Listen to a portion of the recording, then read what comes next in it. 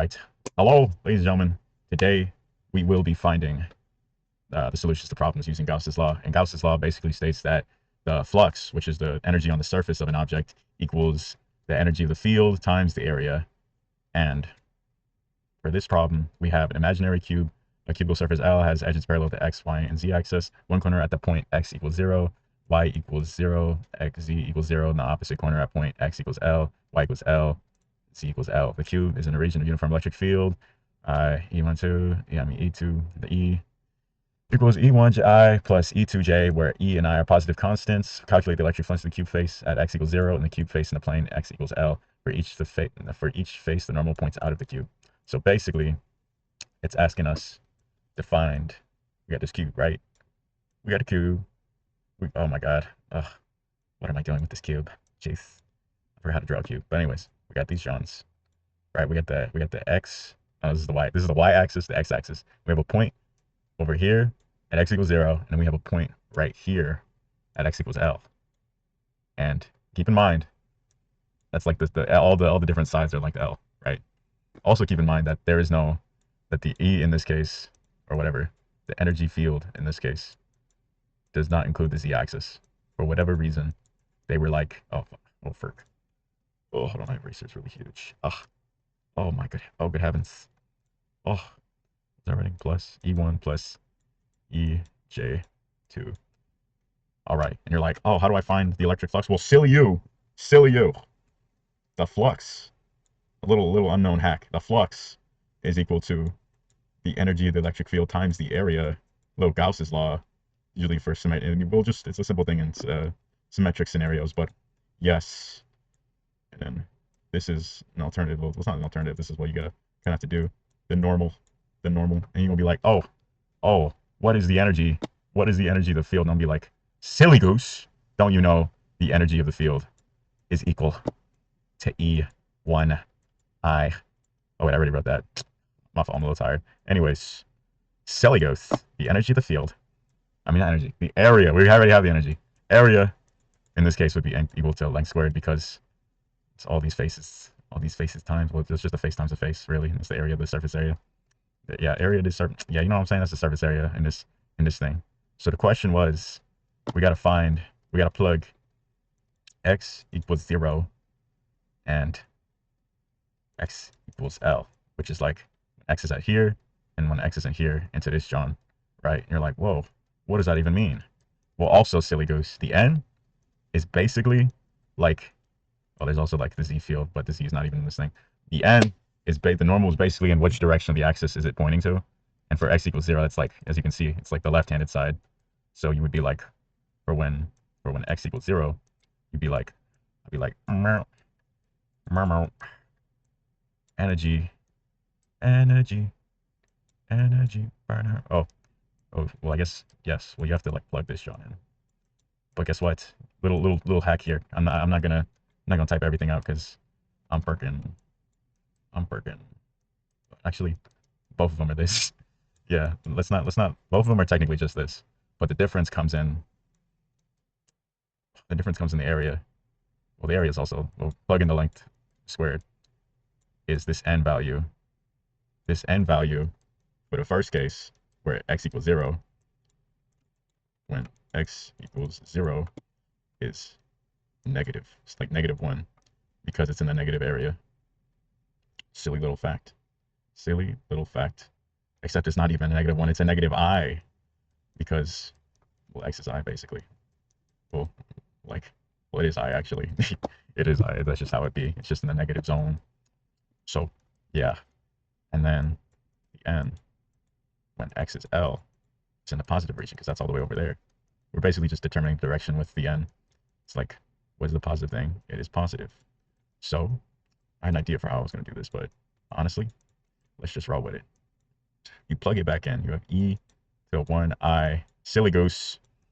There's no j because we're just determining when x equals something. You know what I'm saying? The j, when you're plotting something on the x-axis, you can't. There's like it's undefined. It goes up and down. So j equals 0. This E2J, the electric field there is 0. And then you times that by L2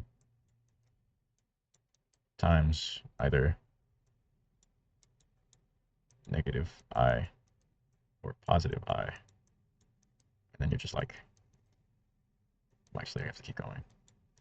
Oh, silly me, silly me. I'm a little tired, but so you combine these Johns, right? And you get E1 times L squared times either negative I or positive I. But here's a little hack. Here is the little hack. Right.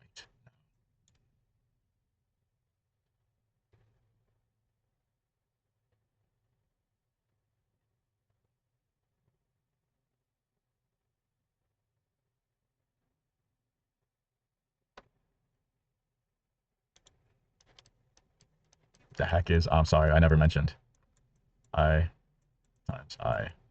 This is like the mathematical reason. I times I equals 1. And then I times J equals 0 because they're opposite fields. They just be canceling out for real. They're like, yep, you don't mean nothing. So in this case, it's EI for when x equals 0. Look, would equal E negative E L squared. And then when x equals L, the flux would equal E L squared. Oh, that's almost if that's exactly what I put in for these answers. Guess what? We in it. All right. All right, that was part A. Yeah. I'm still recording. My bad, I'm just checking this. All right, back to it. Y'all remember how? Oh my bad, that was like a first attempt. But remember how? I didn't. I'm a little too ahead of myself. Silly goose. For part B, we're calculating the electric flux for the cube facing the plane y equals 0 and the cube facing the plane y equals L for each face the normal points of the cube. Everything's pretty much the same. My fault for this disorganization. It's my first time teaching, except for the fact there's a J times J also equals 1. C'est la vie, you know what I'm saying? So basically, we use the same equation that we discovered in this John, and we're trying to find the L. Now, in this L, I'm not the L, the positive and negative y planes when y would equal 0, which is down here, and when y would equal L, which is up here, and you can't really count nothing in the x fields. So you go back from that E, the total E equals E1I plus E2J, and you're like, yeah.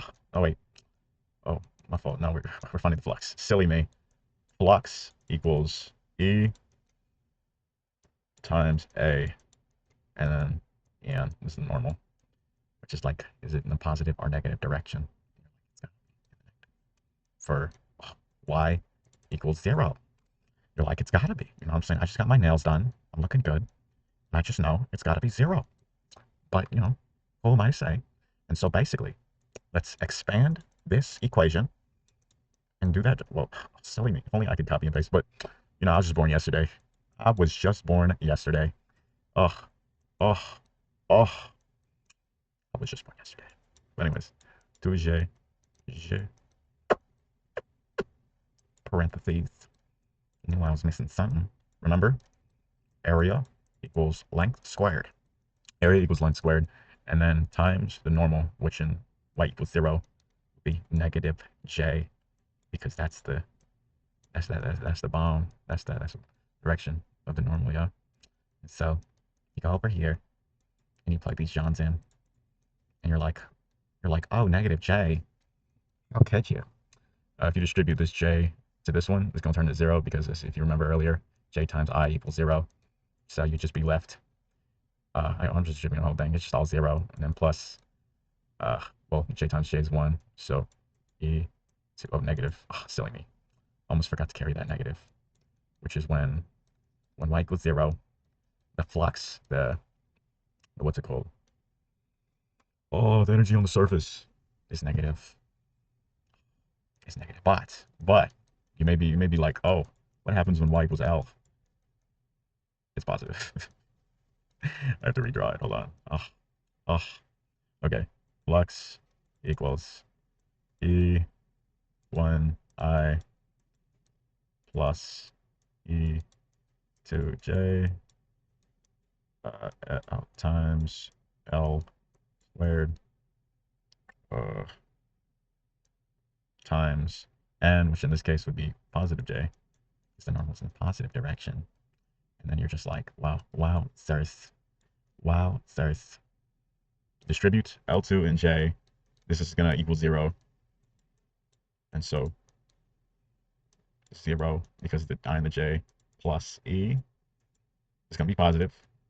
2, j is going to disappear. J is going to disappear. This j equals 1, which is going to evaporate, times L squared. And then you're just left with this strong A times L, which, if you could believe, if you could, oh my God, I just deleted. Oh, I just deleted it. Oh, oh, oh. You know what I'm saying? You know, God delivers his gifts in many ways. And this is just a test of my patience for real. Yeah. Y'all see the vision? Y'all see the vision? All right. I'm prep for the next question. Part C. I'll see you then. Y'all, enough horsing around. I'm back on the stables. We're going to get right back to it. So if you remember, well, I'm cutting out all to be like just the right thing. Z is like the up and down through the, it's like this little thing is Z. This is Y, Z. Z is like the third dimension. But guess what? In this case, there is no Z function for energy. So you're like, what? What? So you're like, oh, who did this? Who did this? It's all right. My apologies, my handwriting's atrocious. When Z equals 0 and Z equals L, you'll be surprised what happens if you remember if we plug in our function. E, I'm gonna open it and expand it. E, 1i plus E 2j times the area, which is length squared, times the normal, which for, oh, this is a little messy. This is a little messy, but I'm just gonna put this here first. We're gonna do 0. Now, if it was 0, which is like, well, yeah, it's like, this is the depth.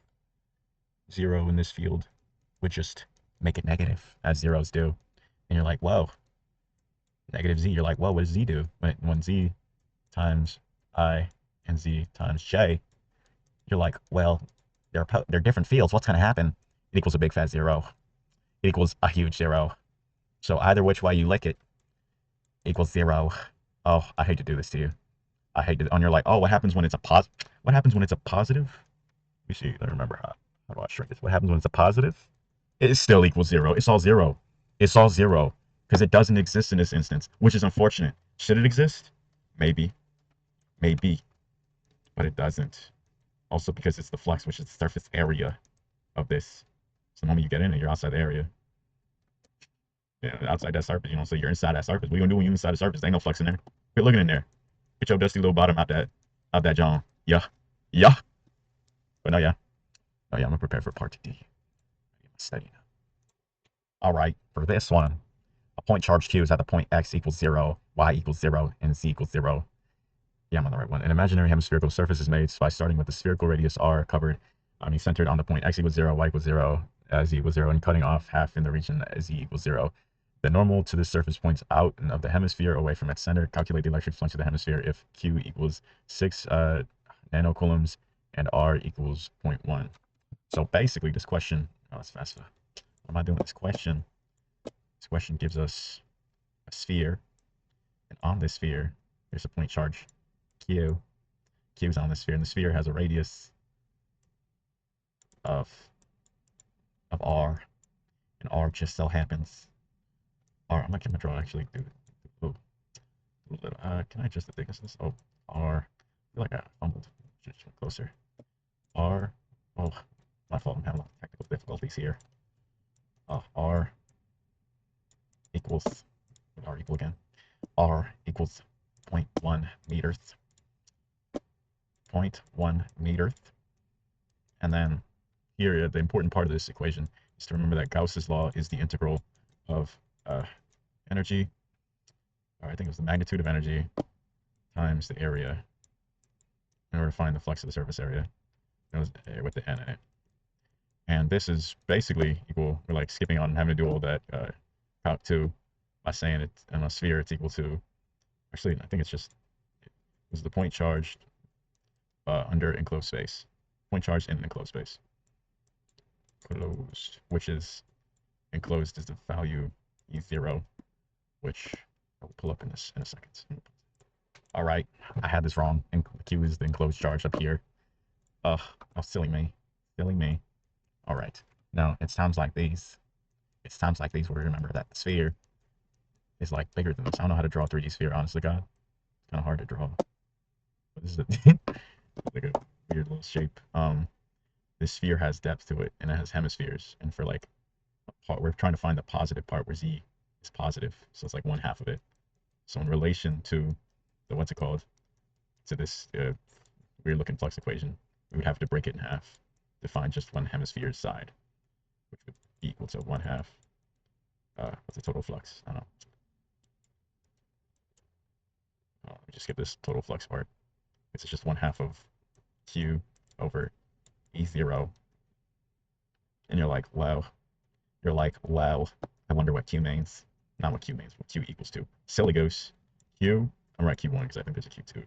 Q1 in this case is equal to 6 nanocoulombs. I feel like it's NC, big N or something.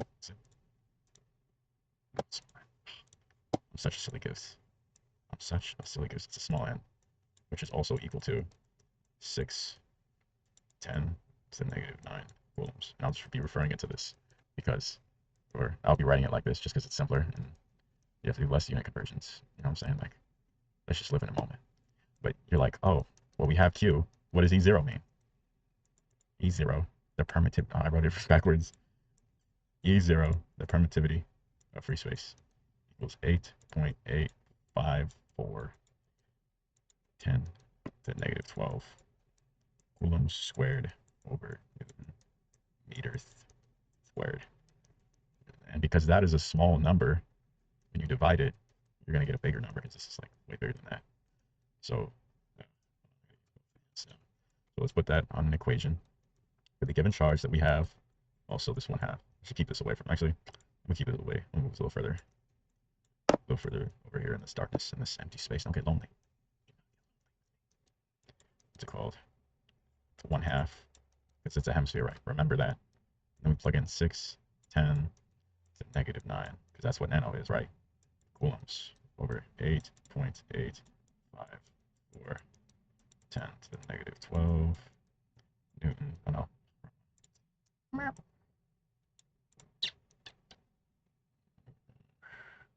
C. Oh, I have it right here. I literally have it right here. C squared times Newton meter squared. Billy May. Oh, I wanted to be the bail of the ball. Which you're like, oh, how do we do this? I will be using a calculator. BRB. And with the power of my calculations, my calculator is a little busted, but with the power of my calculations, I got the number 338.82. Gosh, it's terrible. 8299. And you're like, what units, buddy? What units? Well, basically, the C, actually, what am I? C, because this is not divided. C's, well, they wouldn't really cancel out. They would just go down by like, you get a coulomb. Or should be negative coulomb. Oh, silly me. Oh, what am I doing? What am I doing? Oh, the night is only getting later, and it is feasting on me. Because this is a negative and a negative, you're basically timesing them, so it would be n times meters, newtons, meters squared. And because this is like squared, it's bigger than that, it's going to cross that out, and you're going to end up with an extra c meters squared over coulombs. And that is the answer, as you can see. And it's John. It's a little rounded up, but hey, it is what it is. It is what it is. Oh, I completely forgot to mention. The R's pointless. Well, the R's pointless, but like, that radius, it does not play. Yeah, it's just not in any of these equations. Well, it's pointless now, but you'll see. You'll see. I have power through this, Sean. Calculate the electric flux of the hemisphere Q equals negative 8 Newton coulombs. R equals 1, 0.1.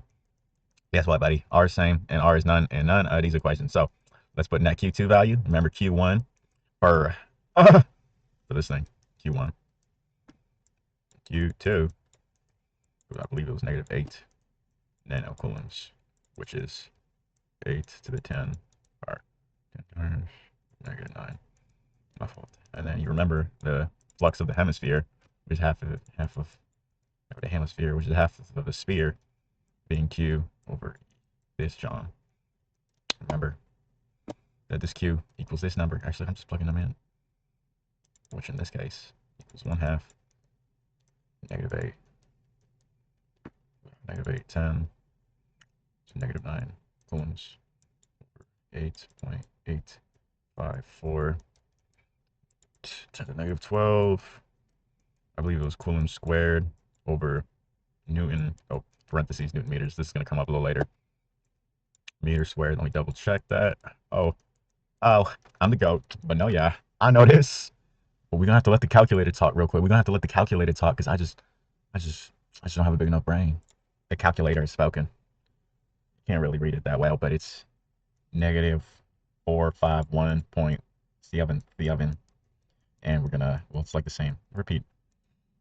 Coulomb gets merked, eliminated. Well, I guess because it's a, and then you move these up here, be Newton meters, whatever. From here divided by just a Coulomb. So -451.77 Newton meters under, I mean, divided by under Kelvin. Under coulombs, which is the answer we got here. Now part G, calculate the electric flux of the hemisphere. Q equals -8 and R equals 2.2. Oh, not my fault. That's faster. R. Let's do that. Let's follow along here. If R were to equal a hypothetical 2, there was an R2 in this equation. Oh, I'm plugging it in. I'm plugging it in right now. And wow, it's the same thing because R got nothing to do with this business. R got nothing to do in this business. In fact, R is not in here. You know what I'm saying? Part H, an imaginary cubical surface with sides 5 centimeters. The point charge Q, with the sides length 5 centimeters. The point charge Q equals +6. Oh, I'm saying so bad. Nanocoulombs at its center. Calculate the electric flux through the entire closed cubical surface. Fix my posture. Oh, let me get back to you on that. All right, y'all. After further investigation, it's basically the same business we in because we just calculating the surface flux, because we're not breaking. Okay, actually, I have to illustrate this in the form of a. So we got the cube, right? We got this cube. That's not how you do it. How do you draw cubes, bro? Anyways, we got Q equals -8 Newton coulombs. Oh, that's cool. Okay. Length is 5 centimeters. I think it's centimeters. Don't shoot me now. But it is centimeters. I told you. So each of the lengths are 5 centimeters. And then we have a charge here, which I believe was that's positive. Which is charge Q. Q equals +6 nanocoulombs, which is 10 to -9 coulombs. And the formula here we're employing, because it's not split into hemispheres, we don't judge around here.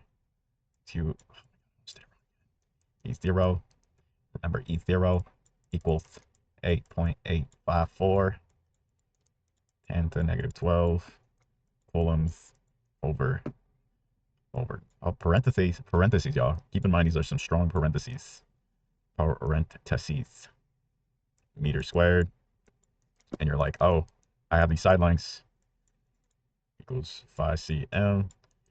It's not, there's nothing in this equation for that. So it was somebody's business, but it's not ours. Surprisingly, I think it's bigger. I'm gonna draw a little smaller just to make a little better use of my space here.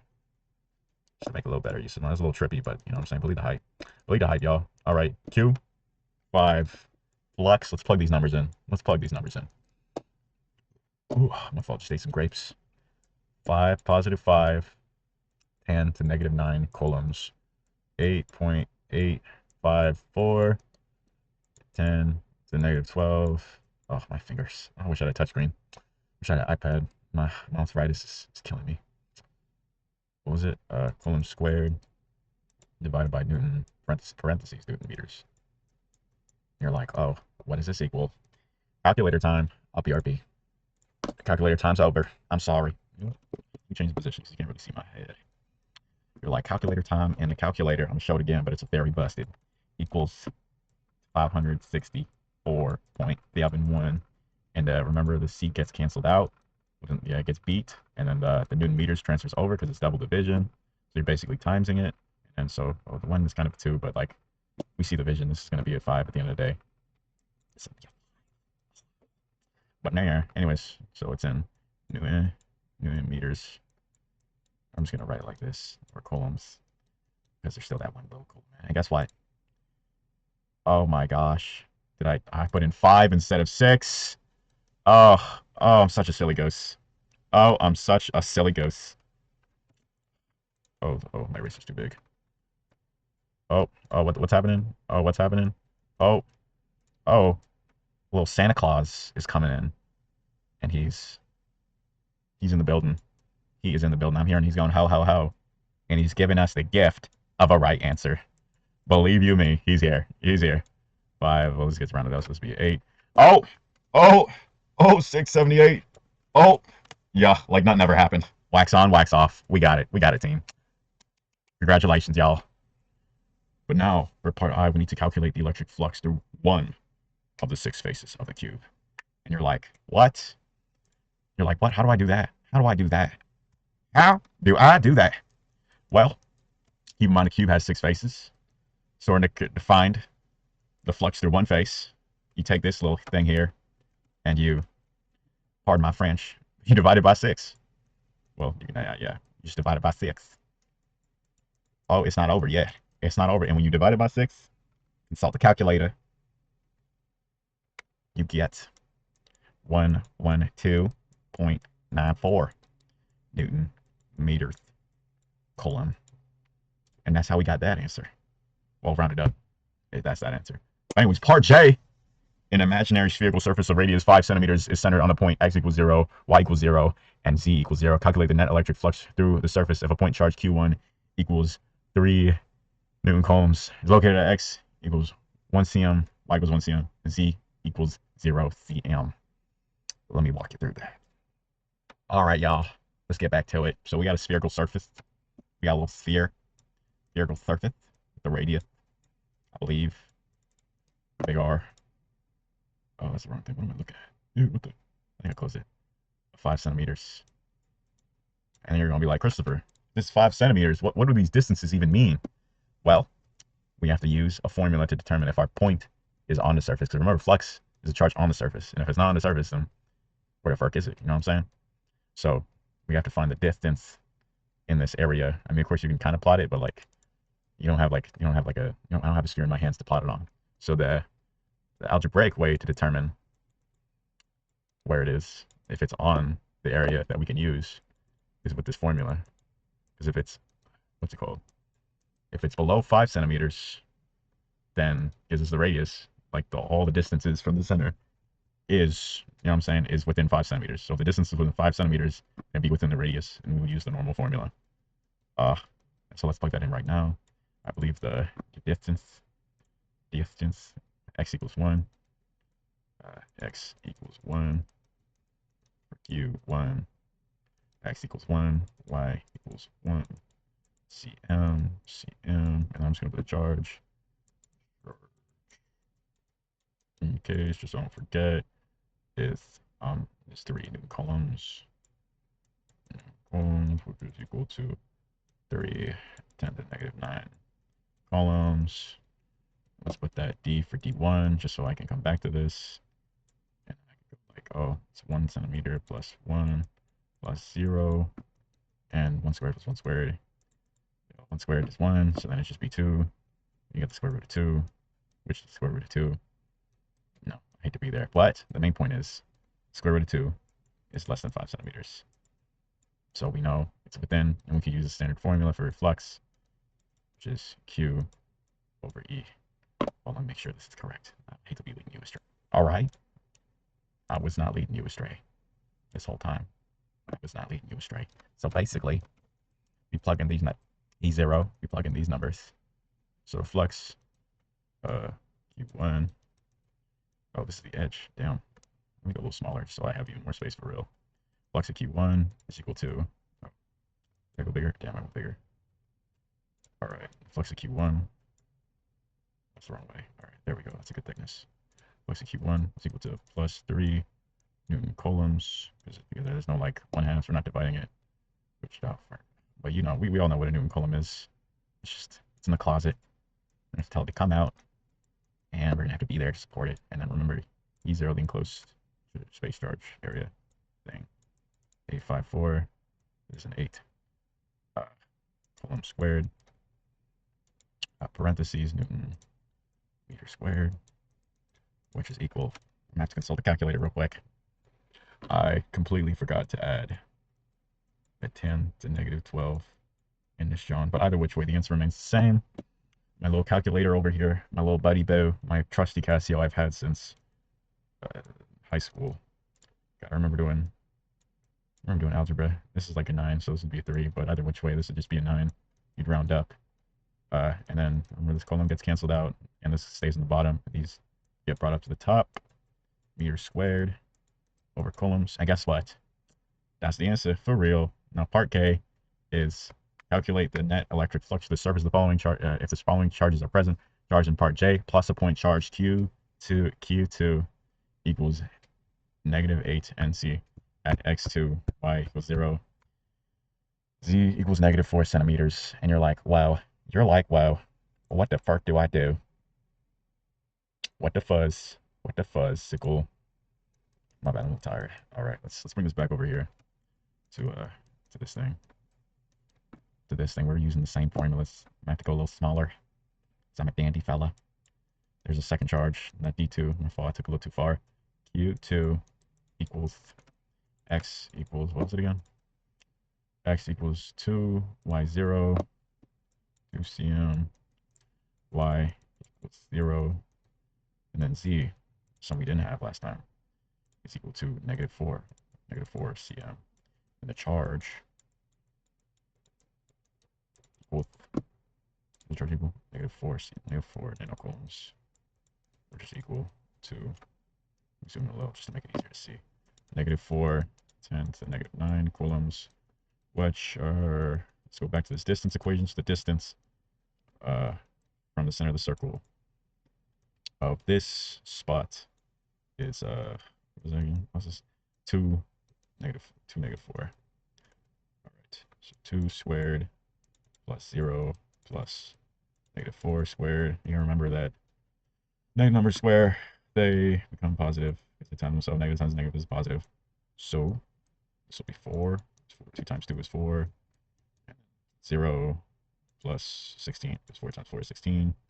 And then this is 20, which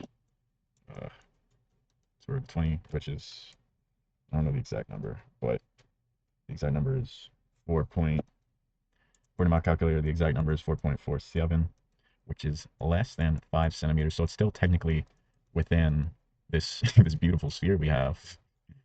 Draw a little face on him. Still within this beautiful sphere. He's so happy because Q2. I'm just gonna draw where would Q1 be?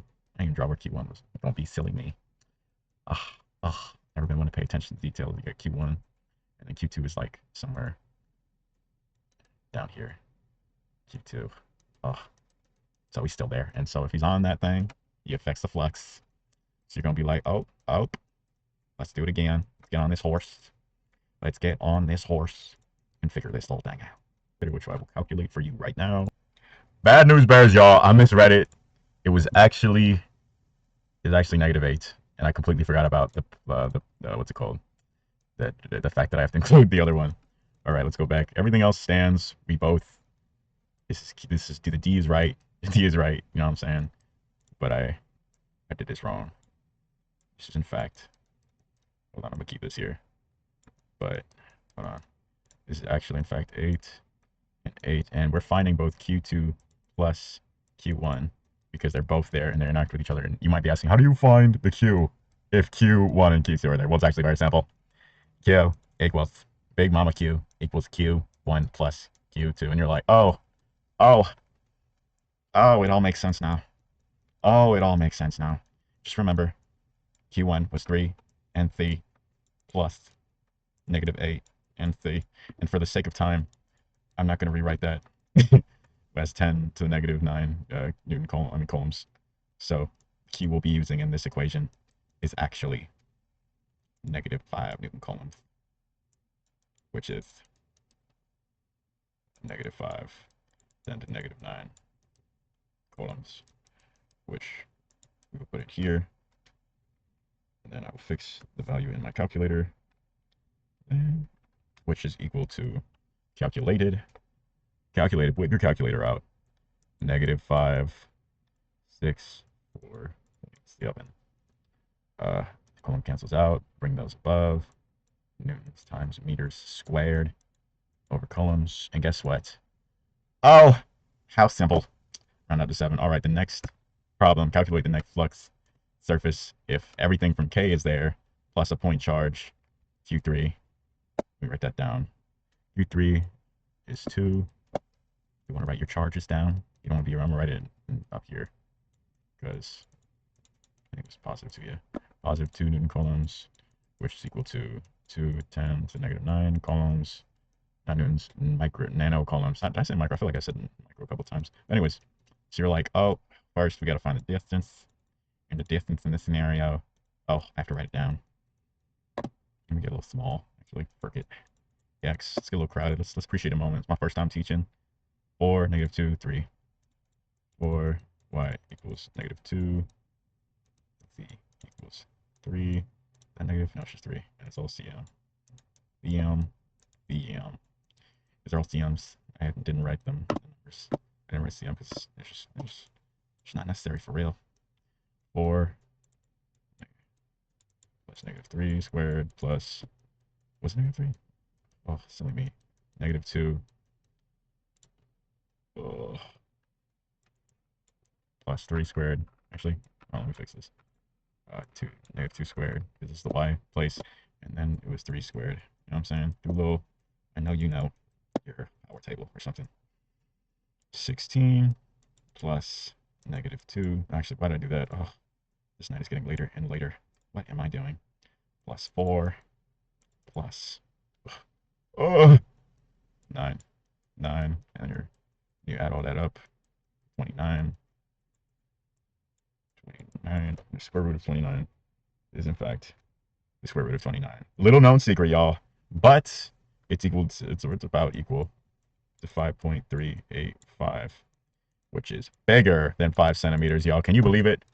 This charge is outside the sphere. Q3 thought it would be cool, but now it's not in the party because the flux is the charge on the surface area, and it's not even on that, John. It's gone. Who could have seen? Who could have seen? Q3's kicked out of the party, and so this number still stands. Yeah, this number still stands. He's not even on that, John. He's not even on that, John. -564.7. Oh, he's there. Anyways, thank you for joining me, following along. Question 4 of Physics 2 with calc homework. I hope you've had a good time. Goes out to you.